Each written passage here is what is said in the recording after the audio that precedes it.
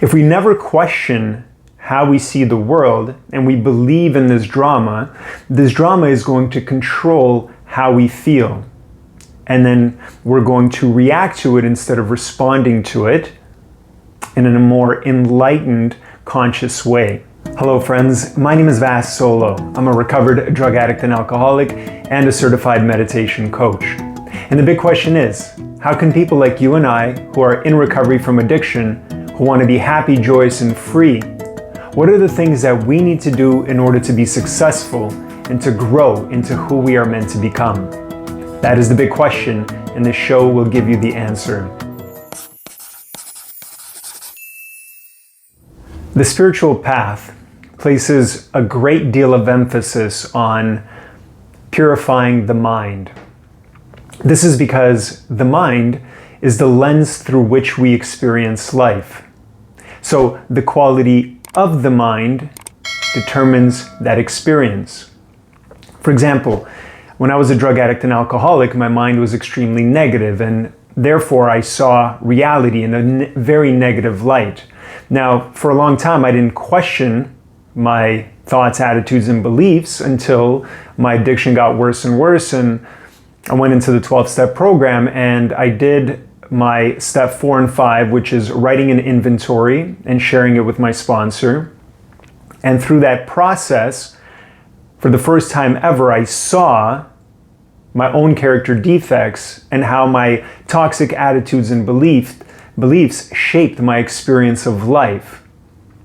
And once I started to change the way I thought and how I interpreted things, that experience of life started to change. I started to cultivate positive attitudes and beliefs, and all of a sudden my experience of life became positive. Because as we think, so we become. And as we think influences the way we see the world. Because our mind is the lens through which we see the world. And so if we want to have a beautiful experience of life, we have to do the work required to purify the mind. Because if you really go even deeper into this principle, you're going to see that actually the way that we experience the world is extremely subjective, based on our experience, based on our attitudes and beliefs, etc. And it's also not really the way that the world really is. So for example, we know now through science that everything around us is actually made up of energy vibrating at different rates. And so these different energy forms that vibrate create the things that we see. Because if you look at a table underneath a microscope, you're going to see that all it's made up of is a bunch of atoms and electrons and protons that are interacting with each other through energy. And actually, most of it is empty space, and yet we see a table. Our mind paints a picture of a table. And so reality is far stranger than we know. My spiritual teacher, Paramahansa Yogananda, said that once you reach a certain state of consciousness or liberation of your mind, you will begin to understand that everything that we see is a dream of God. And he used the example of sitting in a theater and watching a movie and becoming extremely involved with what's happening in the scene and all the characters, so much so that you feel like you're in the movie. And in a way, that's how most of us are. We're sort of characters inside of God's big drama, involved in the show, completely unaware that this is in fact just a dream.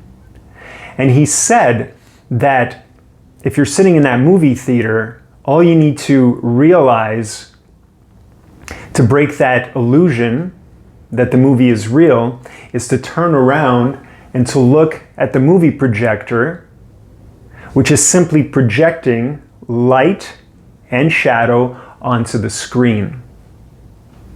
And he said this is exactly how life is. Once you reach a certain level of consciousness, you see everything as just waves of light, of God's light. Isn't that beautiful? But it's very hard for us to not only imagine, but to actually come to that realization or to develop that sort of consciousness. And that's why meditation is so extremely important, because where our energy is, there is our mind.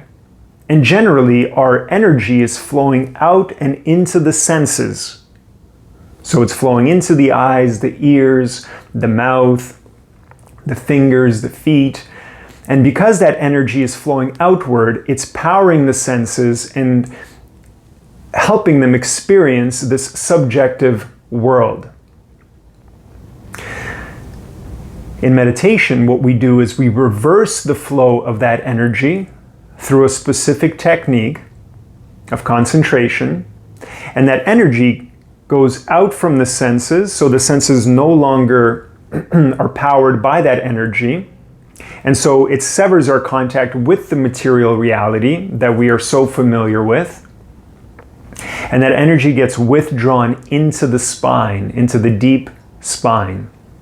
This is a similar experience to what happens when we fall asleep. Because most of our body no longer needs that supply of energy when we sleep, that energy goes out from the senses and into the spine. That's why I can watch TV while my wife is asleep and she's not bothered by it. Her senses are not enlivened by that energy. And so I'm talking about some more deep spiritual truths, but they're important to understand, because if we never question how we see the world and we believe in this drama is going to control how we feel.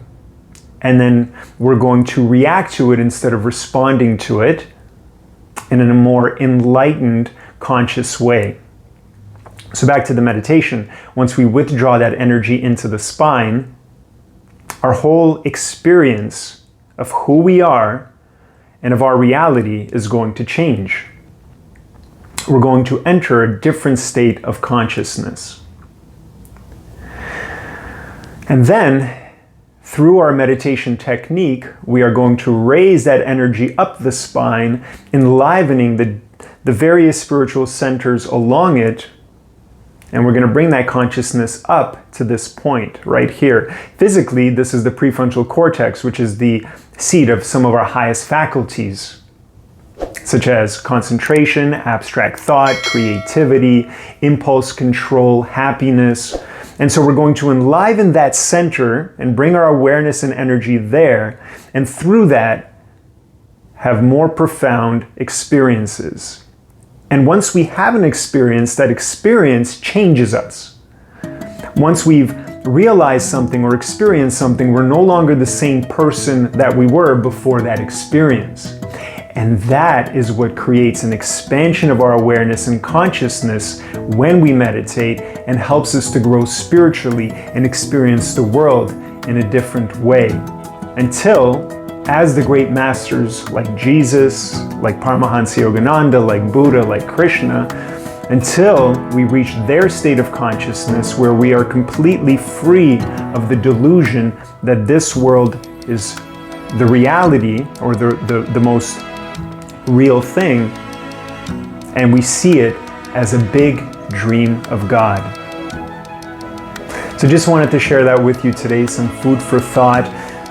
Write in the comments what you thought of this video, share your thoughts and ideas and experiences, and let me know if you have come to certain realizations about the mind, or if you've had some experiences of meditation that you want to share. Thank you for watching. Joy to you.